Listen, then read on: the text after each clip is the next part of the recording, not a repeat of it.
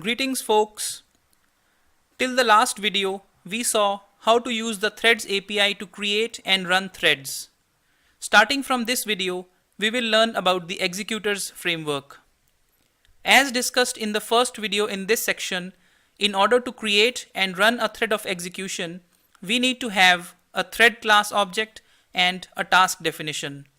And then we need to call the start method of the thread class to start the thread. There are multiple ways to create and start threads using the Threads API. However, when we use the Executors framework, our job is made much easier. There is technically only one way to execute a task in a separate thread of execution. Here, we just need to write code for defining the task that we want run in a separate thread and provide it to an executor service. And that's it.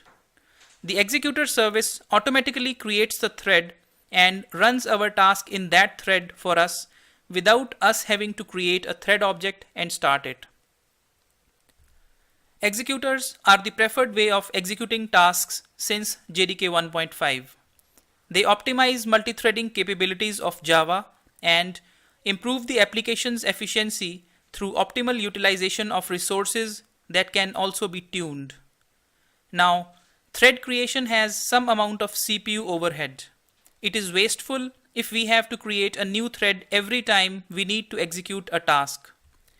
That is why Executor service uses thread pools internally, in which the threads are recycled and reused. In some of the executors, the threads are also allocated upfront. If required, they can also be started at the time of executor creation itself. All that is required to do now is to provide one or more tasks to the executor for execution. In this way, the executor framework decouples the task submission from thread creation and management process. Now, each thread in the pool, after executing a task, picks up the next task from a tasks queue and executes it. The threads continue to do so till the queue becomes empty.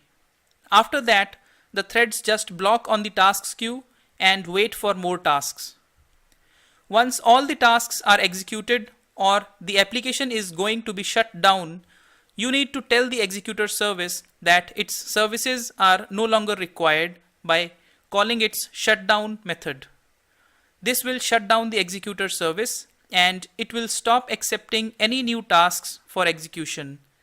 All the tasks that were currently executing will continue to execute till completion. All the pending tasks in the queue will also be executed. If required, you can instruct the executor service to interrupt all the running tasks too. This can be done by calling its shutdown now method. In this case, it will also not run the pending tasks.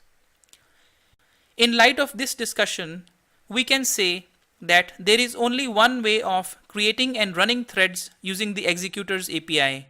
Here, you first create a task definition by implementing the runnable interface or the callable interface, and secondly, you get hold of an executor service and pass the task object to it for running.